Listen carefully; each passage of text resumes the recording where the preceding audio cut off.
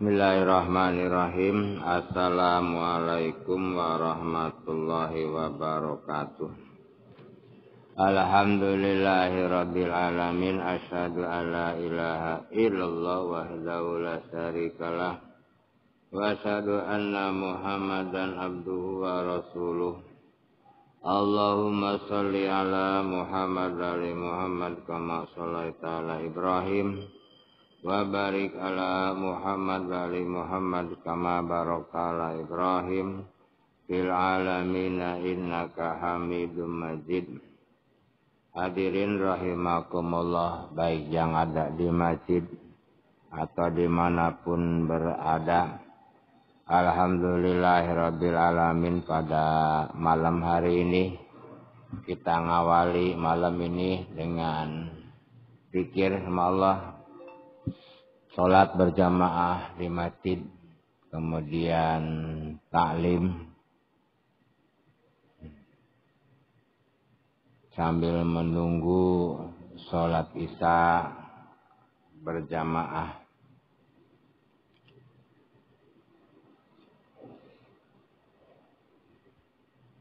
Ini bisa kita lakukan karena Allah menganugerahkan berupa nur kepada kita.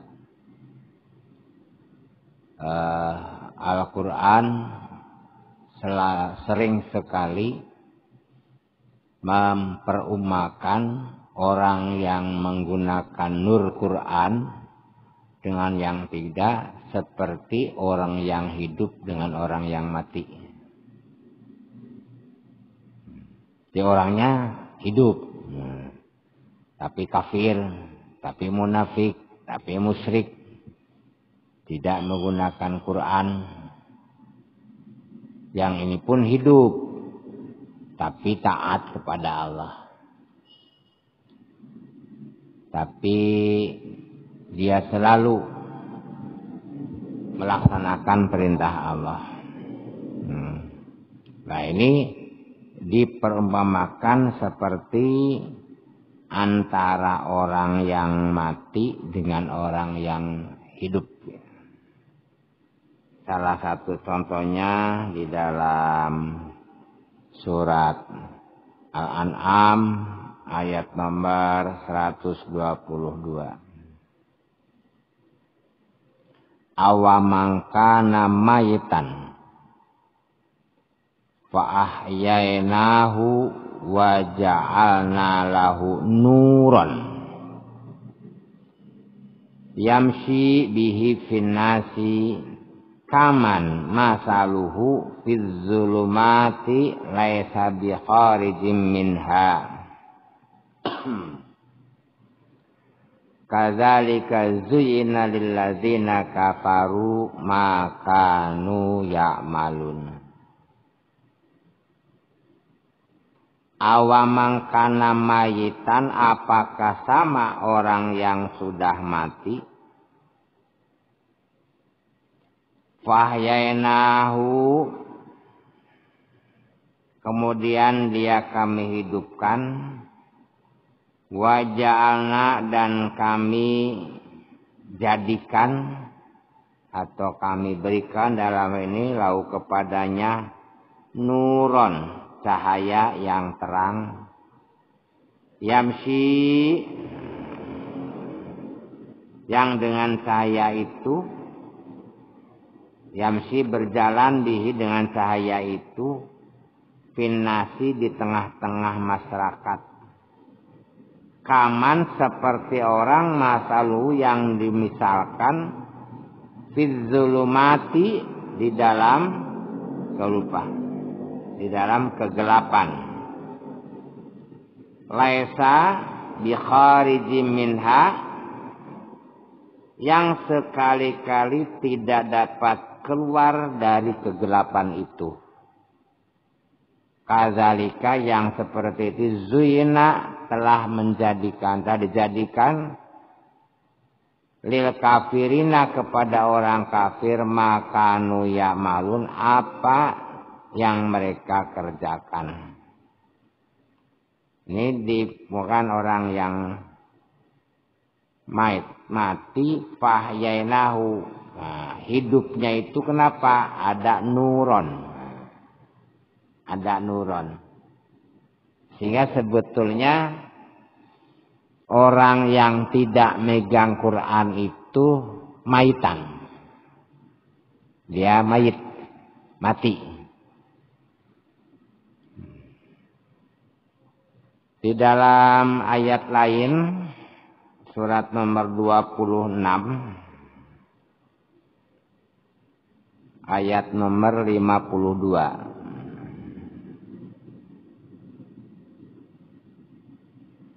Wa auhayna ila Musa anasibi badi innakum muttabaun, dan kami wahyukan atau kami perintahkan kepada Musa, pergilah di malam hari dengan membawa hamba-hambaku. Di sini ada auhayna ila Musa, wahyukan. Jadi wahyu itu yang membuat orang bisa berjalan dalam keadaan benar. Maka tatkala orang itu hidupnya sudah tidak lagi memperdulikan Quran, ukuran benar dan tidaknya tergantung hawa nafsunya, maka dia sebetulnya mayitan. Dia tidak hidup. Secara fisik kelihatannya hidup. Tapi kalau disebut hidup, bukan hidup dalam taraf nilai-nilai kemanusiaan. Maka ada perumpamaan yang luar biasa juga di dalam surat Al-A'raf ya, dari Allah. Orang yang tidak mempedulikan Quran, walaqad dara'na li jahannama, kemudian dan sesungguhnya kami jadikan isi jahanam, isi neraka, kasiram minal jini, kebanyakan dari jin, wal insi dan manusia. Kenapa mereka menjadi penghuni neraka? Penyebabnya lahum kulubun, dikasih hati, punya hati. La yafqahuna biha, tetapi hati itu tidak digunakan untuk memahami mana yang benar, mana yang tidak. Hatinya keras. Hati yang keras akan lebih keras dari batu. Batu itu kadang meluncur, tanda sujud. Kalau kita saksikan, kalau batu kita simpen di air yang netes, tidak usah banyak-banyak, tes. Lama-kelamaan batu itu tidak lagi licin. Ada bekas karena tetesan air yang sedikit. Tapi kalau sudah hati yang keras, maka tidak bisa dirubah. Nggak ada pergerakan, disebut mayitan makanya. Hati yang keras. Kalau di dalam surah Yasin disebut terbelenggu dengan menengadah leher dan kepalanya itu dibelenggu. Karena terbelenggu maka sawaun, sama aja. Diberi peringatan, tidak diberi, karena hatinya keras. Jadi dikasih peringatan tidak sama. Hati keras. Nah ini berbahaya sekali. Jadi lahum kulubun la yafqahuna biha. Dikasih hati. Yang punya kemampuan hati itu merasakan benar salah. Makanya orang-orang yang berada di pedalaman tidak pernah ada orang yang masuk untuk berdakwah ke sana. Dan dia tidak punya fasilitas untuk mendengarkan Al-Quran. Belum sampai sama sekali. Maka kebenaran mereka bukan lagi oleh Al-Quran. Tapi oleh hati dan akalnya. Hati merasakan. Karena belum sampai dakwah ke sana. Al-Quran belum sampai. Nah, jadi lahum qulubun la yafqahuna biha. Sawaun alaihim anzartahum. Sama saja bagi mereka dikasih peringatan, nggak dikasih peringatan, la yu'minun, tidak mau beriman. Terus walaum ayunun, dan dikasih mata, la yubsiruna biha, itu mata tidak mau melihat kebenaran.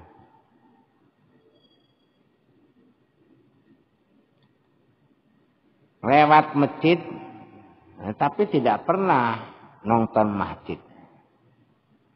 Lihat ada orang yang sholat tidak pernah kelihatan. Ini matanya berarti mata hati. Mungkin mata fisiknya dia sangat sehat. Tapi mata batinnya sudah buta. Jadi lagi nggak bisa menegakkan antara benar dan salah. Orang buta kan tidak pernah gelap, karena tidak pernah mengalami terang. Dikasih lampu seperti itu, nggak dikasih lampu seperti itu.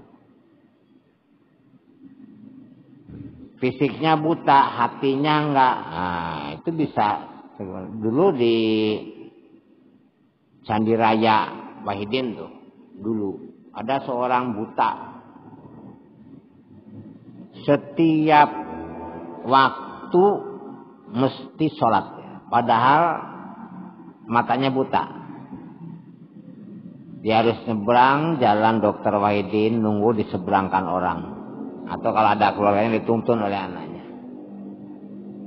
Jadi 5 waktu itu sholatnya selalu di masjid, padahal mata lahirnya buta. Dia tukang mijet, profesinya. Azan tinggalkan ke masjid, padahal buta. Jadi mata hatinya dia bisa melihat, walaupun mata fisiknya tidak bisa melihat. Nah, sekarang banyak orang yang mata fisiknya sehat, tapi mata hatinya tidak bisa melihat. Jadi sudah dibutakan. Walau ma'azanun, dan bagi mereka dikasih telinga, la yasma'una biha, tapi telinga itu tidak mau mendengarkan.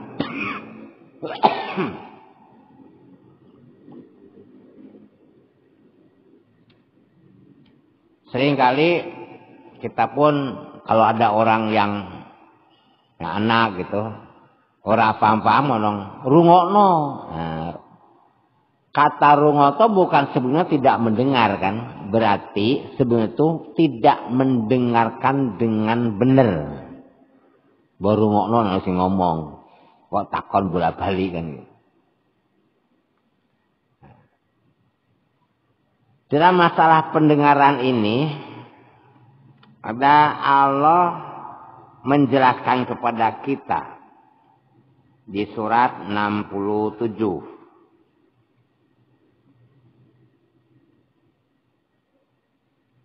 Ayat nomor 10.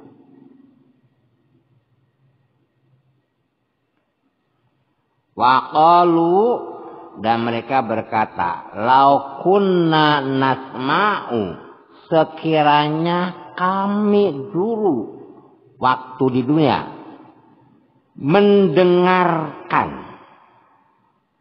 awna qilu, atau memikirkan, Ma kunna fi ashabis sa'ir. Niscaya kami tidak berada di neraka sa'ir ini, neraka yang menyala. Ini penyesalan karena tidak mau mendengarkan. Waqalu, mereka mengatakan, lau kunna nasma'u, seandainya dulu saya mau mendengarkan, au naqilun, atau kami mau berpikir, memikirkan, ma kunna fi ashabis sa'ir, pasti sekarang ini tidak berada di neraka yang menyala-nyala. Jadi tidak mendengarkan itu besok akan ada penyesalan. Seandainya dulu waktunya saya mau mendengarkan, tidak bakalan saya berada di neraka sa'ir. Tapi penyesalan itu besok di sana. Apa perumpamaan orang yang hatinya tidak digunakan untuk memahami Quran? Apa perumpamaan yang matanya tidak bisa digunakan untuk melihat, membaca Quran? Apa perumpamaan orang yang tidak mau mendengarkan Quran? Ulaika, orang seperti itu, al-an'ami, seperti binatang ternak, balhum adallu, bahkan derajatnya lebih rendah dari binatang ternak. Ulaika humul ghafilun, dan mereka pasti lalai. Disebut kal an'ami balhum adalli, seperti binatang ternak, bahkan lebih rendah dari binatang ternak. Sapi atau kambing makan tanduran punya orang, itu kambing. Tidak pernah nanya itu haknya atau tidak. Lah manusia punya akal, punya hati. Dia ngambil punya hak lain, dia korupsi, dan sebagainya. Punya akal, punya hati. Hewan tidak dikasih hati, batin seperti manusia. Hewan gak dikasih akal. Wajar kalau mereka, si hewan itu makan makanan punya orang. Karena tidak bisa berpikir apa. Lah manusia kan gak berpikir. Kok masih seperti itu? Bahkan justru manusia itu lebih jahat daripada hewan tatkala sudah seperti ini. Harimau, binatang buas, dia makan kalau lapar. Harimau tatkala sudah kenyang nggak berpikir, ini kita kelumpuk ke nggak gitu. Manusia walaupun sudah cukup, ada peluang jahat, dia lakukan. Ditabung, disimpan, diinvestasi. Karena lebih jahat. Di harimau memakan mangsanya, kalau sudah kenyang, sudah tinggal pergi. Manusia, walaupun punya ini punya, ada peluang korupsi, tetap korupsi. Kan bukan itu lebih rendah daripada binatang ternak. Balhum adallun, bahum ghafilun, dia lalai. Kenapa lalai? Nah, kembali pada ayat 26 surat ayat 122 tadi.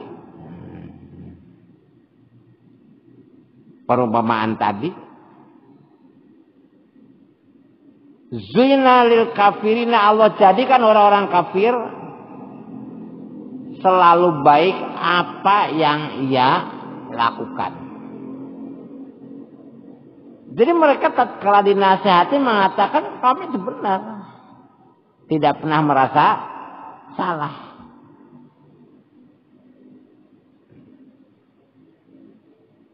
Nah, jadi ini harus hati-hati melihat ini. Mungkin diri kita seperti itu. Maitan. Tidak hidup. Makanya tatkala orang tidak megang Quran atau tidak menjadikan Quran sebagai pedoman hidupnya, pada hakikatnya dia tidak hidup. Pada hakikatnya dia tidak hidup. Dia maitan. Jadi oleh karena itu, megang Quran itu, mempelajari Quran, memahami Quran, membaca Quran, menjadi sumber kehidupan. Kalau itu tidak ada, tidak kita lakukan, maka sama dengan maitan. Sama dengan mati. Dia berjalan di makomid dalam kegelapan.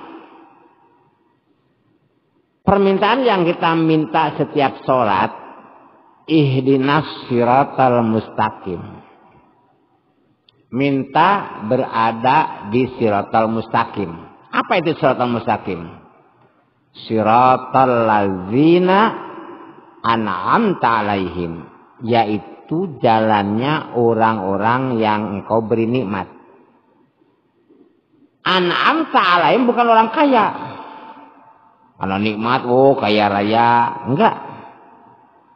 An'amta alaihim adalah mereka orang yang berada dalam kebenaran. Artinya yang berada di dalam jalur Quran. Yang mau mempelajari Quran, yang mau melaksanakan Quran. An'amta alaihim.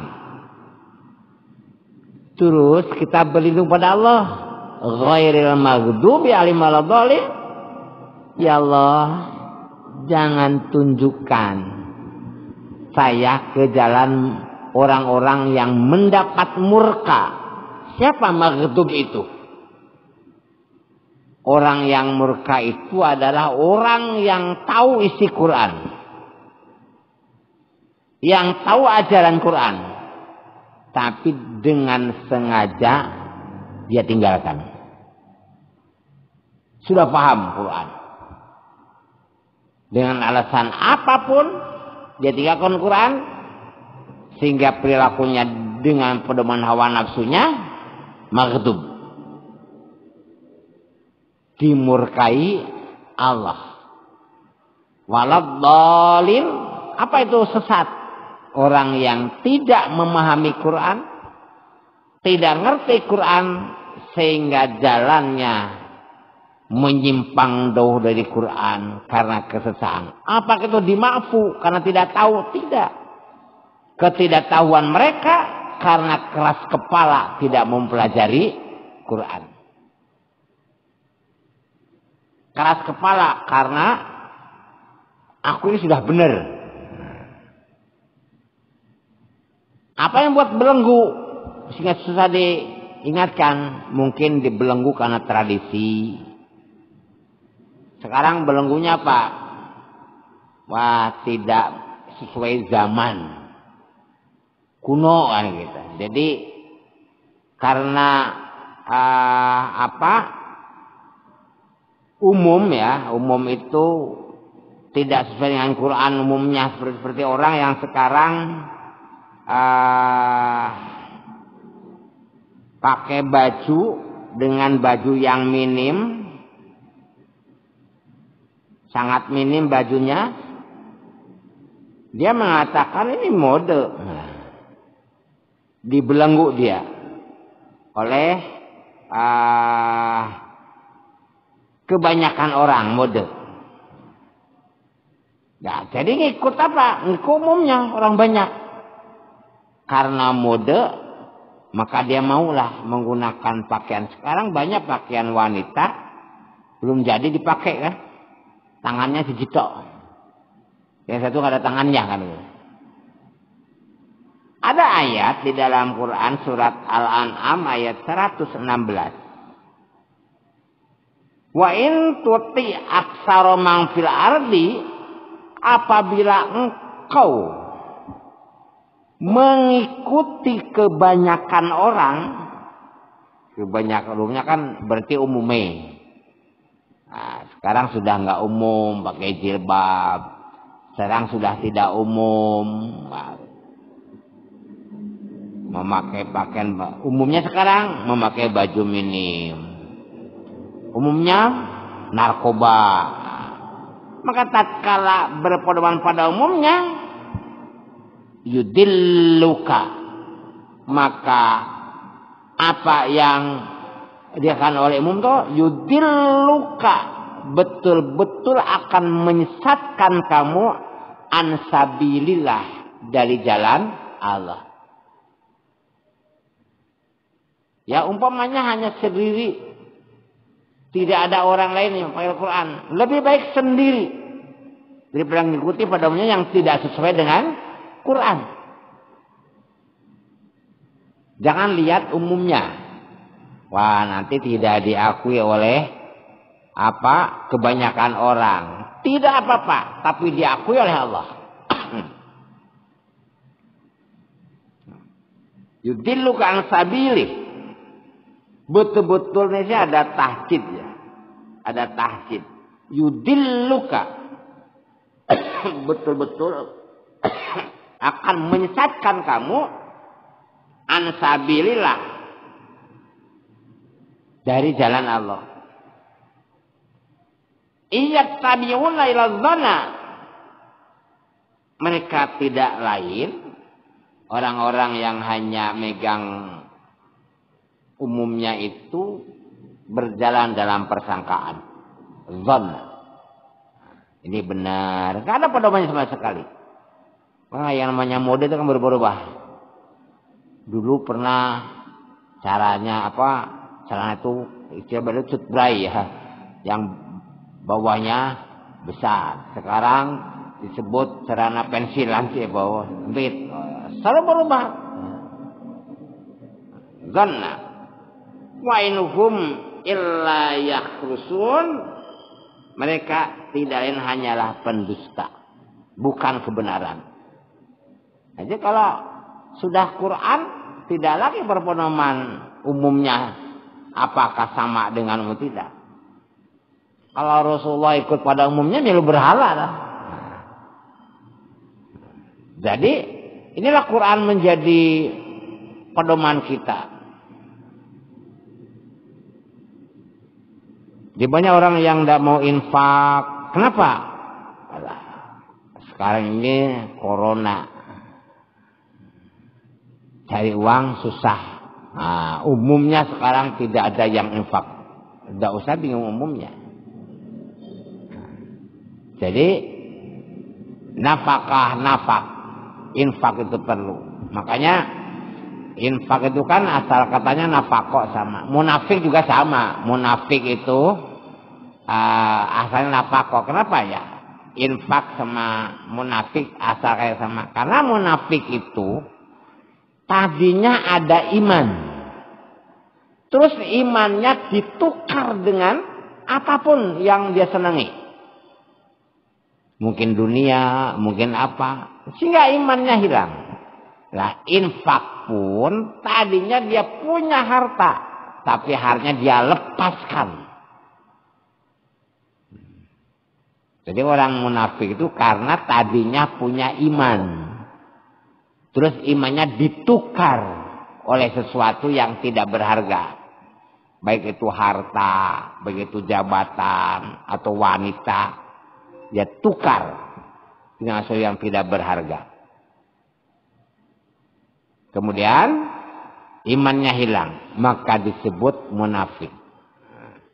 Ya, kalau ingin membedakan antara takwa, kafir, munafik. Nah, variabelnya 3 nih. 1 hati, 2 lisan, 3 amal. Di orang takwa, hatinya meyakini, lisannya mengucapkan, kemudian amalnya mengikuti apa yang ia lisankan dan apa yang yakini. Itu takwa. 3-tiganya ada. ada. Hatinya meyakini, lisannya mengucapkan, dan amalnya melakukan apa yang ia yakini dan apa yang lisankan.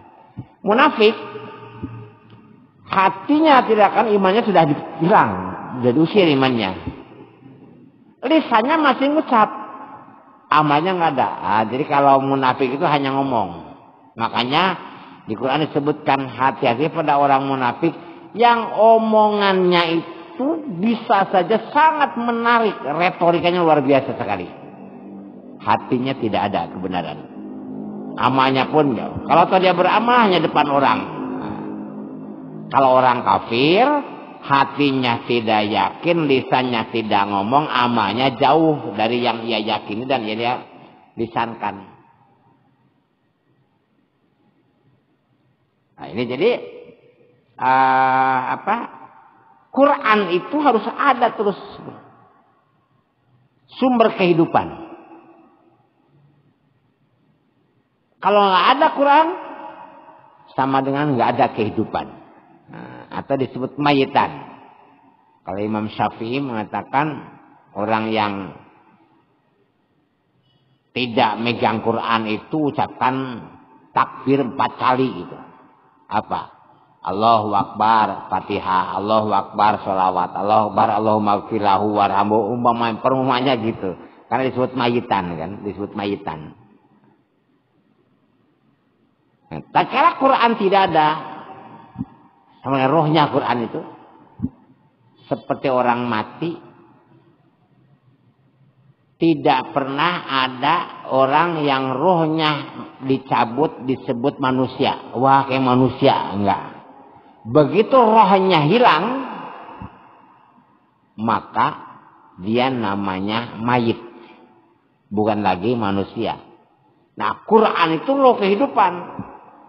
Tatkala rohnya hilang jadi mayit, hartanya, jabatannya, apapun tidak ada manfaat untuk dirinya. Tatkala Quran tidak ada, maka roh kehidupan tidak ada, maka apapun yang ia miliki tidak punya makna sama sekali. Karena rohnya sudah tidak ada. Dia mungkin uang bukan miliaran, mungkin triliunan gitu. Aset susah ngitungnya. Tetapi tatkala Quran tidak ada, semua aset itu tidak punya manfaat untuk dirinya. Maka asetnya itu hanya nganggur. Orang kaya sama orang miskin kurang lebih makannya ya sama. Kalau beda itu karena beda tempat kan. Sehingga harganya lebih tinggi, relatif sama lah gitu. Itu tidak punya mana sama sekali. Ini roh kehidupan. Maka tatkala Quran itu sudah tidak ada, sudah ditinggalkan, maka dia apapun yang ia miliki tidak punya makna untuk dirinya sama sekali. Bahkan dunia-dunianya itu sebelum ia mati ajal pun sudah meninggalkan dirinya. Karena penyakit diabetes, hipertensi dan sebagainya, sehingga dia tidak bisa makan enak, tidak bisa buat apa-apa. Nah, jadi sebetulnya yang pokok dalam kehidupan ini adalah Al-Quran. Itu yang pokok. Tatkala itu tidak ada, hidupnya tidak punya makna sama sekali. Apa yang dimiliki tidak punya makna sama sekali. Nah, kalau kita meyakini Quran itu segala-galanya, maka kita harus punya semangat untuk mempelajari Quran. Yang tidak bisa baca, belajar membaca. Datang ke pengurus Masjid Pangeran Diponegoro. Di sini minta diajari membaca Quran. Silakan. Ada ustadz yang siap. mengajari orang yang ingin belajar baca Quran. Ingin mengetahui maknanya, datang waktu pengajian, konsultasi, dan sebagainya. Jadi jangan sampai Quran itu disimpan jauh dari hati kita. Jadi kalau saya dulu waktu kecil ngaji, bawa Quran selalu di dada. Kalau orang desa itu di dada di sini. Atau diletakkan di kepala, menunjukkan Quran itu berada di atas kita. Di dada itu menunjukkan dibasuh di dalam hati. Nah, ini dalam, kalau kita lihat sumpah jabatan kan, untuk muslim kan waktu bersumpah Quran diletakkan di atasnya, menunjukkan bahwa dalam melaksanakan jabatan itu harus pakai Quran. Nah, ini yang harus kita perhatikan. Modal hidup dengan Quran semuanya bisa. Dan akan mencapai ketentraman, kebahagiaan. Kan zalika kitabu la raiba fihi hudan. Tidak ragu lagi Quran hudan. Nah, ayat lain, faman tabi'ah hudaya, siapa orang yang mengikuti petunjuk itu berarti Quran. Fala khaufun alaihim walahum yazanun, hidupnya tidak punya rasa khawatir, tidak punya rasa takut. Ini jaminan dari Allah. Kenapa seperti itu? Karena dengan Quran dia akan memahami Allah dengan sepaham-pahamnya. Jangan memahami Allah dengan informasi bukan dari Quran. Kita harus memahami Allah dari Quran. Tatkala memahami Allah dari sumber lain, nanti salah pemahaman. Nah, la khaufun alaihim walahum yahzanun. Dunia itu kan tentram kan yang dilihat. Tentram, adem, wah sudah kebahagiaan luar biasa. Nah, dia akan mencapailah kebahagiaan bukan hanya di akhirat. Jadi menggunakan Quran, kebahagiaan tidak harus tunggu di akhirat. Sejak di dunia dia sudah bisa mendapatkan kebahagiaan. Tentrem ayem dan tidak dipengaruhi oleh materi yang lain. Tapi insya Allah kalau Quran dilaksanakan, materi juga akan mengikuti dirinya. Mudah-mudahan ada hikmah manfaatnya. Mari kita menyemangati bahwa apapun jalan yang kita lalui harus jalan yang sesuai dengan isi Quran. Jangan sampai kita berada di jalan yang tidak sesuai dengan ajaran yang dijelaskan oleh Quran. Mudah-mudahan Allah selalu memberikan hidayah, taufik hidayah, yang kita istiqomah dalam memegang teguh Al-Quran dalam kehidupan ini, dan nanti ajal bisa husnul khotimah, masuk jannatul firdaus tanpa hisab. Dan mudah-mudahan Allah memberikan kesehatan, sehat jasmani, sehat rohani, sehingga kita jauh dari penyakit corona dan penyakit-penyakit lainnya. Rabbana atina fid dunya hasanah wa fil akhirati hasanah wa qina adzabannar walhamdulillahirabbil alamin. Subhanakallahumma wa bihamdika asyhadu alla ilaha illa anta astaghfiruka wa atubu ilaih. Assalamualaikum warahmatullahi wabarakatuh. Allah